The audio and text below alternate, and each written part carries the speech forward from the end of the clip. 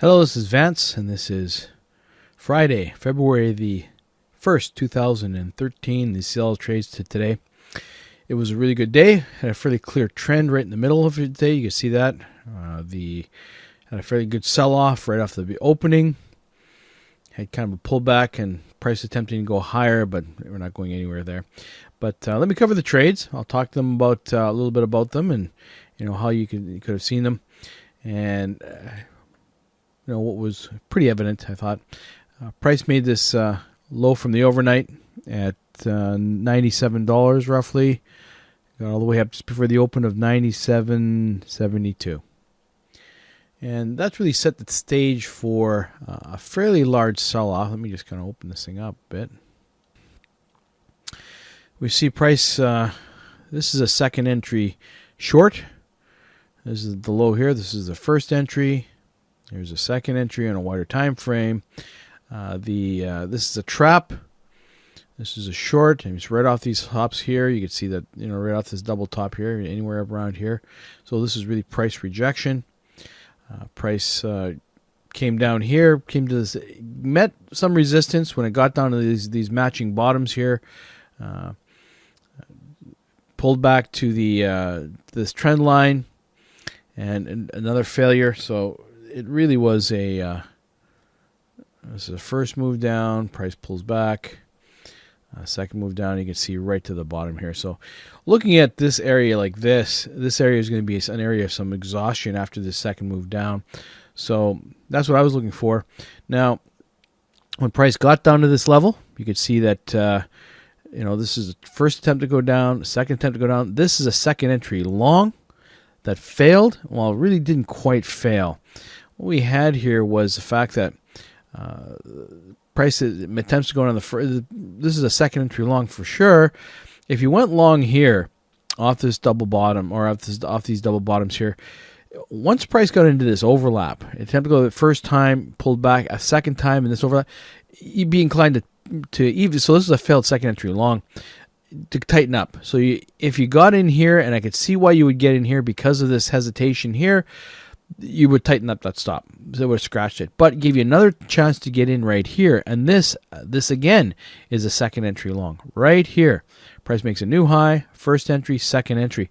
And this was a good opportunity. If you saw this and if you got in right off these matching lows right here, this set up for this big move right here. And so getting in here, your stop is below here. Your runners were easily safe. If price gets up to this high, there's a first failure, second failure, back to the trend channel, back to the EMA. You can add it on here. Price goes further. Now, this isn't really the first failure right here. I mean, you could maybe make an argument, but price is, this is just a pulls back somewhat. This is a first failure here, second failure, not quite to this channel, but this right here is another opportunity to go long. If you hadn't been on this one, might be a little bit hard to see. You might have gotten faked out a bit by this, but certainly you're not going short here. There's no way you're going short. This is always in long. Get to this level right here. Again, price pulls back the first time, pulls back the second time. This is if you really a second entry, like the two legs back to the EMA, you have to go long here again. This one here, same thing.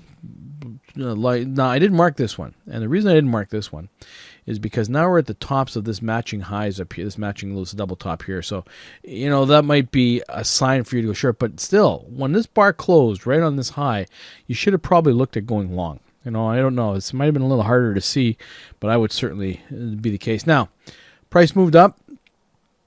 We had this, got to this level. This right here, this is a second entry short. Price is this is on a longer time frame. Let's say this is a new low, but you can even say it here. Price gets up here, the first entry, second entry. So this is really a second entry short. But do you take this short? No, you don't. It's not a really great short. I mean, you could have. I mean, it did fail, but the problem with it taking a short here is that it really hasn't broken this trend line. Now it breaks the trend line here the first time. This right here is a second entry short. All right, this level, this bar here. But do you take that second entry short? No. But if you count off the tops, this bull bar here is a second entry long. New high, first entry, second entry. Do you take this one? Well, now we're into this overlap. And this is what I'm talking about. Always talking about overlap. Why am I talking about overlap? Is because if you have one bar of overlap, yes, that might be a sign of a reversal. You get 3 bars, concern. 4, 5, 6, 7, 8 bars side by side. You really want to see separation. The only reason that I would now, but the problem is now you have a situation where you have a lot of these matching lows. And if you have these matching lows right across the bottom here, we traded up into this range. We have these matching lows. Look for a signal to go long here. I mean, this is where I would suggest is looking for a signal to go long. And we get one. This is a second entry long. First failure, price goes down. This is the first time, second time. Now, if you went long anywhere here, and as long as you kept your stop below these bars, it eventually worked its way out. The problem that you have, however, is that when you get to this level, you get shaken out of this trade. I mean, how long do you have to sit through this before it actually works itself out? You have to sit through. This one starts at 10:53. This is 11:21. So that's 30 minutes of this. And that's where the time stop issue comes up. If you have to sit through 30 minutes of this, you might have gotten shaken out, because you don't know where price is going at that point in time. We do finally get a bit of a separation, and we get the separation right here. We get the strong bull bar right here. Price goes, this is the first time it attempts to go down, second time it attempts to go down. We got a strong bull bar here. Going long here is not a bad trade. Problem is, and this is another problem, where do you get in? If you got in right here, and you've got this junk, there's more overlap here, these dojis, you're probably looking at closing it out. But if you held on, kept your stop down here, it eventually worked its way out. But we know that this is really the last gasp. Well, why? Because look at all these words as a comparison. We see this is a very strong trend up. Okay? We have this hesitation. Now look at this leg up here. It's not as strong a trend. We see we have lots of overlap. It's moving higher, more overlap, moves higher. This is a second entry short. And so this would be a place to go short, and that's why I marked this one. It's much better than the ones on the way, any shorts in here, because we haven't had a break. We've had this move up, so this is a second entry short. The other thing is that when we have the first leg down here, if you get it on this trade, and then there's a second leg down. I marked this right here like this. Take a look. And the second leg down. Let's get rid of this stupid thing. Let's do this. First move down. Second leg down. Now it overshot. Wasn't completely, but there certainly was 2 legs. The second leg down there, it didn't quite get there, but it missed by a few ticks. Okay, we get to this bottom. Later in the day, we had this break of this channel. We got a pullback. This is a second entry. The second entry long is right here, what it sets up. But anywhere down this area. Now, once you get this trend channel in here, there's another opportunity to go long. You can see this hesitation. Price makes first time goes down. Second time, second entry long is here. How'd you get in? If you leave your stop down here, get you another opportunity to get in over here. Okay. The trend channel is off this bottom here. I mean, this is... I was talking to somebody when this particular setup came by, and it might be a little hard to see. I don't know if you know how you're looking at this, but when you see something like this set up, I was talking to somebody, after we have this move, I really thought that this right here was support, and that when price came down to this level, it kind of overshot the support. It's like a spike in channel, I think, and I think this area that it kind of overshot support from this morning, this afternoon. So I thought this is where it just overshot by a short period. So I thought at least we were going to get back to test this. And in fact, I thought we were going to even test this high here at running around $98 a barrel. And if you look at this, I thought this is kind of interesting. This is the first leg up. We have the pullback to this level. This is the first move. Here's a second move. And then we even have a third move.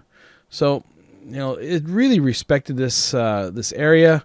And we got to this level, and then we finally had to sell off. I mean, it wasn't a real straight line, but certainly if you had patience, and as long as you kept your stops below these bars that they completed, you'd have been okay. But as you can see, we've got, for the most part, we've got higher lows all the way through this area. So the trend is upwards. Not going up straight up, but it's kind of reluctant. But I thought it was fairly easy to see today, most of this stuff. Anyway, that's it for today. That's the trades.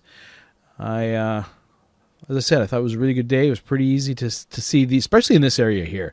And quite frankly, I was really finished pretty early. These are just afterthoughts more than anything else. But most of my stuff was all finished by about 10 o'clock. because of this move here. This is, I have to say that most of what I made today was really on this move right here, and it was easy to see. And once I got in at this level, and just managed the trade from up here, it was fine. So you don't need much. You only need one or two of these things. I mean, I've got 2, 4, 6, 8, 9 areas to get in, and you need one or two of those things. That's all you need. I mean, I'm marking much more of these things, but you don't need every single one of these things. So keep that in mind. I don't trade every single setup that comes down. I mean, most of the time I do, or quite a few of them, but certainly not. Sometimes I finish pretty early, just as long as you know that. You don't have to. I mean, I don't have to. Don't have that need. Anyway, I don't have a daily goal. Not really. I mean, it's the way I feel like. But if I'm under the gun or I haven't done much by 10 o'clock or 11 o'clock in the morning, I'll stay a little longer. If I feel I'm pretty comfortable with what I've done so far, I will just kind of mark some trades and keep an eye on it. We talked to some people on the other people, and quite frankly, what has happened over the last little while, last couple of weeks, particularly with Ryan and having the opportunity of having that new web page that we've got set up, and talking with Ryan and his group. There's a few guys that are, we're talking as far as on Skyping and just instant messaging back and forth. It's really a lot more interesting. So I'm just sticking with that. Quite frankly, boring. Trading is kind of boring. I mean, I had a chance to talk with Mac yesterday, and we were talking about it. He says, and I agree with him, there's sometimes you have to sit and wait. You're watching and waiting. And for the most part, it's really kind of boring, and that's at least I find it boring. I mean, and he even says, if you find it exciting, then you're doing something wrong. Like it shouldn't be exciting. It shouldn't be, because it's just too much.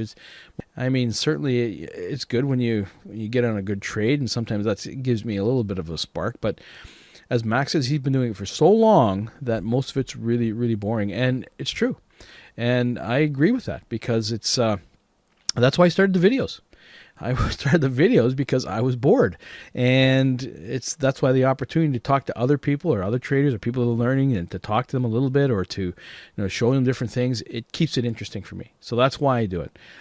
It's because I like to help people, and like Mac has mentioned, and it's true. Like, I like to help people. If I can help them, that's great. Just wanted to clarify that. Hope you had a good day. If not, well, there's always Monday. I hope you have a good weekend, and bye for now.